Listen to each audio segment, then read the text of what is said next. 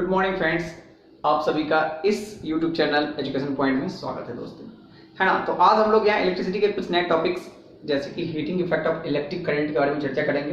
Right, चर्चा करने से पहले अगर आप नए व्यूअर है तो ये सब्सक्राइब कर लें और वीडियो अंत तक देखिए। अगर पसंद आए तो लाइक करें, कमेंट करें और शेयर करना ना भूलें।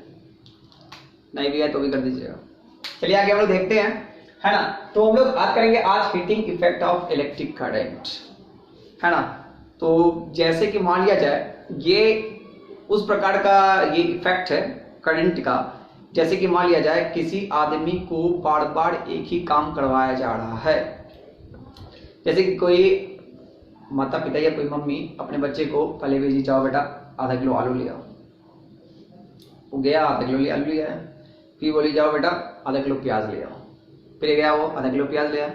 फिर बेटा अरे भूल गए थे एक पैकेट नमक लिया। फिर बेचारा दौड़ के गया, नमक लेके आया।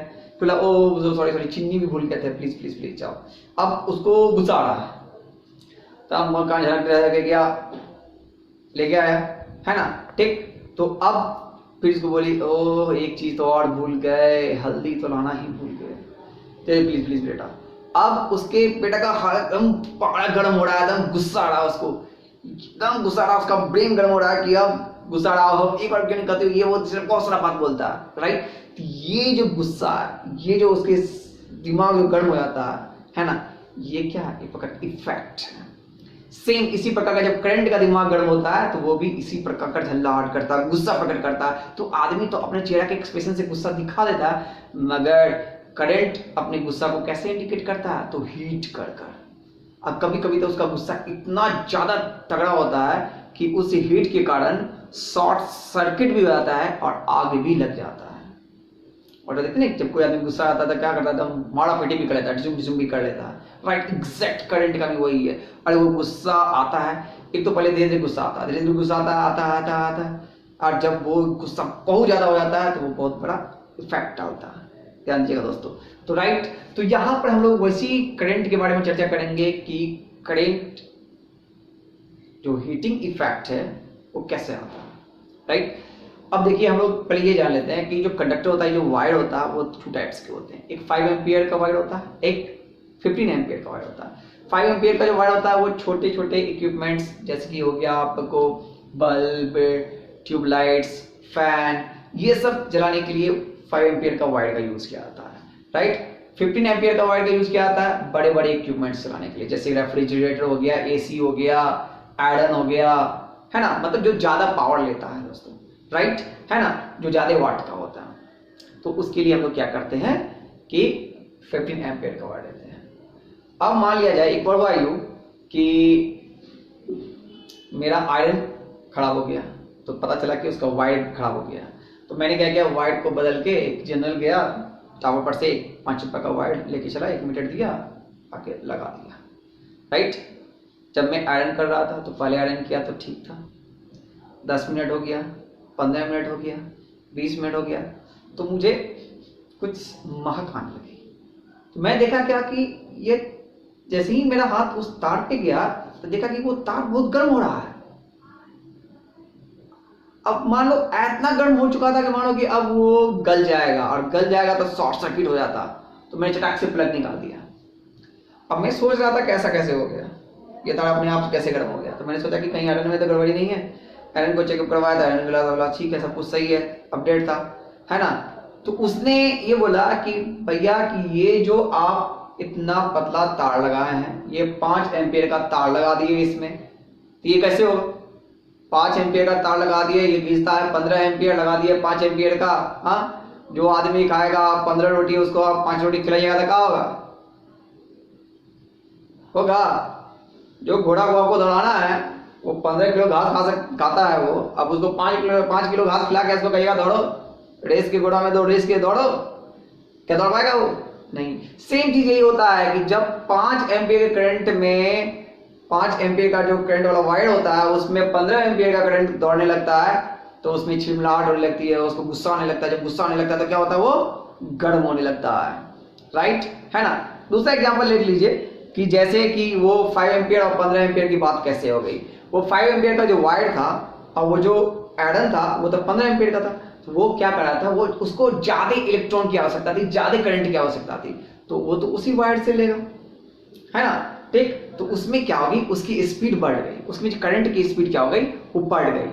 बढ़ने के कारण क्या होता है, फ्रिक्शन होता है। फ्रिक्शन के कारण क्या होता है, हीट जनरेट होता है। हीट जनरेट के कारण कभी कभी घटना भी हो जाती है, राइट। दूसरा एग्जाम्पल ले लीजिए, जैसे कि मान लिया जाए कि 5 एम्पियर का जो वायर है ना, उसमें लगा, तो वो ऐसे ऐसे है, मगर जैसे ही उसको उस 5 एम्पियर के कंडक्टर को, है ना, ठीक 15 एम्पियर के इक्विपमेंट में लगा दिए, तब उसमें जो करंट दौड़ेगा वो ऐसे ऐसे दौड़ेगा। और हम लोग जानते हैं जब हम लोग ऐसे ऐसे करते तेजी में तो क्या होता है, हाथ गर्म हो जाता है दोस्तों, राइट। सेम इसी प्रकार जब 5 एम्पियर के वायर से बहुत तेजी से करंट दौड़ने लगता है तो उसके बीच में फ्रिक्शन होता है, और इसके कारण क्या होता है, हीट जनरेट होता है, राइट। और वही हीट, इसी इफेक्ट को, जो हीट जो जनरेट हुआ, इसी इफेक्ट को क्या कहते हैं, heating effect of electric current, है ना, ध्यान दीजिएगा। और इसकी क्षमता है, इसकी कैपेसिटी है 5 एम्पियर की, भैया उसमें दौड़ है 15 एम्पियर, तो ऑटो है, उसको गुस्सा तो आएगा, राइट, है ना। बेचारा वो तो वो वाला बात हो गया कि जिससे 5 किलो उठ नहीं रहा है उससे 15 किलो जबरदस्ती उठवा रहे हो, क्या करेगा बेचारा, है ना। पहले तो पूरा गुस्सा वुस्सा करेगा, बाद में वो थका कर बैठ जाएगा, राइट। तो चलिए हम लोग चलते हैं इसी पे। तो यहाँ पर एक चीज और है कि इसी को हम लोग अगर फॉर्मूला के थ्रू आउट समझने की कोशिश करते हैं, तो जैसे कि मान लिया है कोई वो कंडक्टर है, उसमें आई करंट फ्लो हो रहा है जिसका रेजिस्टेंस आर है, राइट। और वो कंडक्टर का 2 एंड पॉइंट है, मान लिया जाए कि ये कंडक्टर है ए बी, कोई वायर कंडक्टर है, ये 2 एंड पॉइंट है ना, तो इसमें पोटेंशियल डिफरेंस भी होगा डी, राइट, है ना। इसमें कोई करंट आई फ्लो कर रहा है, इसका रेजिस्टेंस आर, रेजिस्टेंस क्या है, आर है, और इसमें कोई करंट आई फ्लो हो रहा है, और इसका जो पोटेंशियल डिफरेंस है वो भी है ना। तो यहां पर हम लोग जानते हैं ये आई क्या होता है, ये जो चार्ज को एक पॉइंट से दूसरे पॉइंट तक ले जाते हैं एक यूनिट टाइम में, वही ना होता है, राइट। तो मान लिया जाए इसमें जो चार्ज लेके जा रहा है ये प्लस क्यू, ये क्या हो गया, 2 एंड्स को मेंटेन कौन करता है, पोटेंशियल डिफरेंस लेके किसको जा रहा है, चार्ज को लेके जा रहा है, तो वर्क डन क्या हो जाएगा, वर्क डन क्या हो जाएगा, डी क्यू हो जाएगा, क्या हो जाएगा, याद कीजिए इसका जो डिफरेंस था, है ना, take work done to carry a unit positive charge from one point to another point, right. Potential difference का जो हम लोग पढ़े थे, डिफरेंस क्या पढ़े थे, पोटेंशियल डिफरेंस, है ना। तो work done to carry a unit positive charge from one point to another point is known as potential difference, right. तो उस कंडीशंस में क्या हो जाता है, यानी आपको B इक्वल टू हो जाता W अपॉन Q, तो इसको वही रीअरेंज करते तो W इक्वल टू क्या होता है, QB हो जाता, उसी को यहाँ पे हम लोग कर रहे हैं। मान लिया जाए किसी कंडक्टर में करंट I फ्लो कर रहा है जिसका डिस्टेंस R है, उन दोनों एंड पॉइंट के बीच का जो पोटेंशियल डिफरेंस D है, और उस दोनों पॉइंट्स के बीच में प्लस Q चार्ज को ले जाया जा रहा है। उस कंडीशंस में वर्क डन क्या होगा, उस कंडीशन में वर्क डन होगा W इक्वल टू dq, क्या हो जाएगा, W इक्वल टू dq हो जाएगा। इसी को आप लैंग्वेज में लिख सकते हैं, है ना, ठीक। Let the current I flow through the conductor having resistance R where potential difference D and the charge carry plus Q charge from one point to another point, then the work done is BQ। इसी को English language में लिख दीजिए, की पकड़ना, right, है ना, ध्यान दीजिएगा। अब यहाँ पर ये चीज, एक चीज और होता है कि ये जो चार्ज है उसको एक पॉइंट से दूसरे पॉइंट तक ले जाने में कुछ ना कुछ तो टाइम लगा होगा, बिल्कुल कुछ ना कुछ तो टाइम लगा होगा, ध्यान दीजिएगा, राइट। तो यहाँ पर जो होता है, तो हम लोग जैसे कि क्लास 9 में भी पढ़े हैं, उससे क्लास 8 में भी पढ़े होंगे कि पावर इक्वल टू क्या होता है, work done upon time. Power equal to क्या होता है, वर्क डन अपॉन टाइम। ये पहले heating effect of electric current समझ गए होंगे, है ना। चलिए हम लोग थोड़ा सा आगे बढ़ते हैं, उसी पे जा रहे हैं वापस, थोड़ा सा पहले बीच में कुछ और पढ़ना। तो पावर इक्वल टू क्या होता है, पावर इक्वल टू होता है वर्क डन अपॉन टाइम, ठीक है ना। The rate of work done is not as power, class 9 में पढ़े थे, रेट ऑफ वर्क डन, यानी कार्य करने की दर को शक्ति कहते हैं, पावर कहते हैं, है ना। ठीक, ध्यान दीजिएगा। तो P equal to W upon T होता है, राइट। तो W क्या है, BQ है, तो P equal to BQ upon T लिख सकते हैं क्या, बिल्कुल लिख सकते हैं। इस को लिख सकते हैं B into Q upon T लिख सकते हैं क्या, बिल्कुल लिख सकते हैं। और Q अपॉन टी क्या होता है, Q अपॉन टी होता है I। तो P इक्वल टू क्या हो गया, DI। ये कहां से आया, इसको आपको लैंग्वेज में लिखना पड़ेगा। Let current I flow through the conductor having resistance R where the potential difference between two end points is B carrying a plus Q charge from one point to another point, then work done is BQ, right, है ना। ठीक, we know that the power equal to work done upon time, work done equal to BQ upon time, Q upon T equal to I from the definition of current, right। तो P equal to क्या हो गया, VI हो गया। ये power ध्यान दीजिएगा, right. एक चीज और होता है कि वो जो एनर्जी कंज्यूम करेगा, यही एनर्जी यानी जो हीट है ना, वो एक प्रकार का एनर्जी है।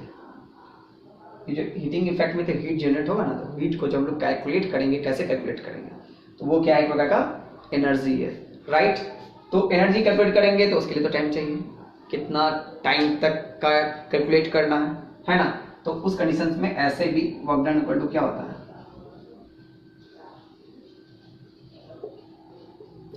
पावर इनटू टाइम, पता, energy consume equal to power into time, right. Energy consume in T second equal to PT, ये भी लिख सकते हैं, energy consume in T second equal to PT, ये लिख देंगे। चलो ये भी लिख देते हैं, energy consume in T second, है ना, पीटी, यानी work done equal to PT, work done है ना, यही ना एनर्जी है, राइट। तो W इक्वल टू क्या हो गया, पीटी। P कहां गया, P का जगह पे क्या डालेंगे, DI, BIT। W की जगह पे H भी लिख सकते हैं, हीट है ना, एनर्जी ही है। E भी लिख सकते हैं, W भी लिख सकते हैं, H भी लिख सकते हैं, ये तीनों चीज लिख सकते हैं, राइट। तो H इक्वल टू क्या हो गया, BIT। और हम लोग जानते हैं जब इलेक्ट्रिसिटी पढ़ते थे सबसे इंपॉर्टेंट नाम कौन, सर जॉर्ज साइमन ओम, इसको तो कभी नहीं भूलने का, राइट।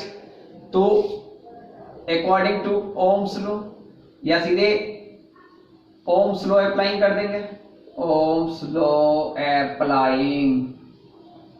अप्लाइंग कर देंगे तो H इक्वल टू क्या हो जाएगा, V की जगह पे क्या लिख देंगे, IR इंटू IT, यानी राउंड फिगर में हो गया I स्क्वायर, कहते क्या इधर घूम जा, I स्क्वायर RT, क्या हो गया, I स्क्वायर RT। और इसी को कहते हैं जूल्स लॉ, क्या कहते हैं, जूल्स लॉ। ध्यान दीजिए दोस्तों, ऐसे नहीं याद रखिएगा, पहले इसके बारे में स्टेटमेंट लिखिएगा, है ना। Let the current I flow through the conductor having resistance R which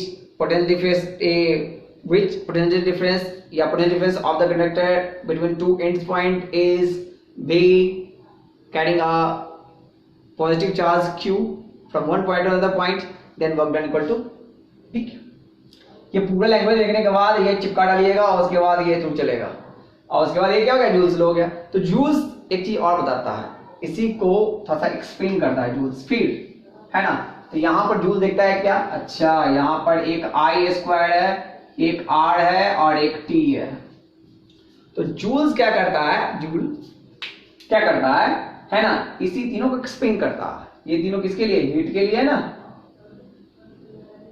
तो यहां पर कहा जाता है heat generate by the conductor is directly proportional to the square of the current flow through them, यानी हीट जो कंडक्टर जनरेट करेगा वो उसमें फ्लो होने वाले करंट के स्क्वायर के डायरेक्टली प्रोपोर्शनल होगा। वो बताता है हीट जो होगा उसमें जो करंट फ्लो होगा उसके स्क्वायर के डायरेक्टली प्रोपोर्शनल होगा। फर्स्ट लॉ में यही कहता है, ऐसे 3 लॉज है, फर्स्ट लॉ में यही कहता है ना। Heat generated by the conductor is directly proportional to the square of current flowing through them, right. दूसरा क्या था, आर, ऐसे नहीं, आर नहीं होगा, तो यहाँ तो डायरेक्ट आर है ना, तो ये भी डायरेक्टली प्रोपोर्शनल होगा। अपॉन में रहता तो इनवर्सली होता, तो ये भी resistance the heat generated by the conductor is directly proportional to the resistance of the conductor, यानी रेजिस्टेंस ज्यादा होगा तो हीट भी ज्यादा होगा, निकले मतलब फाइंड आउट होगा यानी जनरेट होगा। रेजिस्टेंस कम होगा तो हीट भी कम जनरेट होगा, राइट, है ना। तो यानी हीट इज यानी energy directly proportional to the resistance. Second हो गया, सेकंड लॉ ऑफ जूल हो गया। एंड द थर्ड यहां पे लिखा हुआ टी यानी टाइम, तो टाइम किसका, तो करंट फ्लो जो हो रहा उसका, राइट, यानी कितना देर तक करंट फ्लो हो रहा है उस पर भी ये डिपेंड करता है। तो यानी heat is directly proportional to the time on which current flow through the conductor, या the time of the current flow through the conductor, time of the current flowing through the conductor, यानी ये जो heat है current जो flow हो रहा उसके time के भी डायरेक्टली प्रोपोर्शनल होता है। तो यानी H is proportional to T, ये इसको कहा जाता है थर्ड लॉ ऑफ जूल। यही 3 लॉ ऑफ जूल हैं जो एग्जाम में खासकर पूछे जाते हैं। व्हाट इज जूल्स लॉ, तो आपको इसी तीनों को एक्सप्लेन करना है, बस कुछ नहीं, बस ये लिख देना, heat generated by the conductor is directly proportional to the square of the current flow through them, heat generated by the conductor is directly proportional to the resistance of the conductor.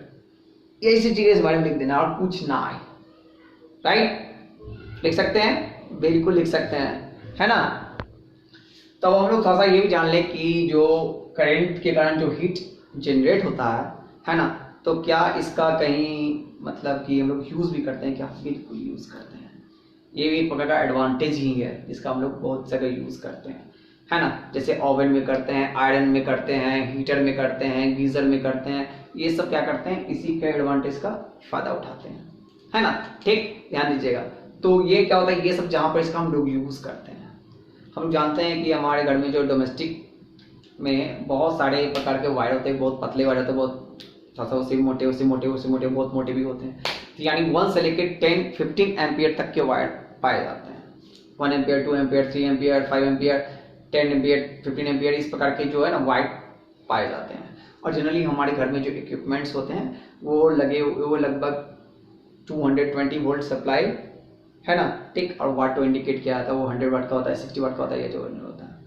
हमारे घर में जो पंखा लगा रहता है वो लगभग 60 वाट का ही होता है ना, ठीक। और कहीं कहीं पे आप देखिएगा कि ऐसा लिखा रहता है 50 हर्ट्ज, है ना, कहीं जगह देखिएगा 60 हर्ट्ज, 220 वोल्ट, 220 वोल्ट।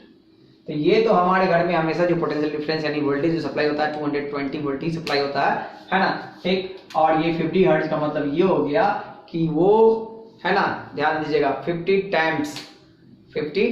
टाइम्स, है ना, रोटेट करता है पर सेकेंड। कोई भी यहाँ पर ये आप पढ़े होंगे साउंड्स के बारे में, है ना, ठीक।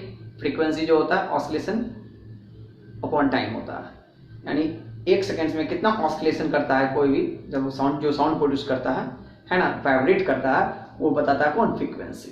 इसी प्रकार 1 सेकेंड में कितना रोटेट करता है वो कौन बताता है, ये फ्रीक्वेंसी, इसका फ्रीक्वेंसी। ये 50 हर्ट्ज हमारे घर में जितना होता है ना, वो 1 सेकंड में, जैसे पंखा का 50 हर्ट्ज का होता है, वो 1 सेकंड में 50 टाइम्स वो मूव कर सकता है, राइट। तो ये इंडिकेट करता है कौन, ये 50 हर्ट्ज। अमेरिका में 60 हर्ट्ज का इक्विपमेंट लगा रहता है, और फास्टर कुछ ज़्यादा ही होता है यहाँ से, है ना, ठीक, ध्यान दीजिएगा।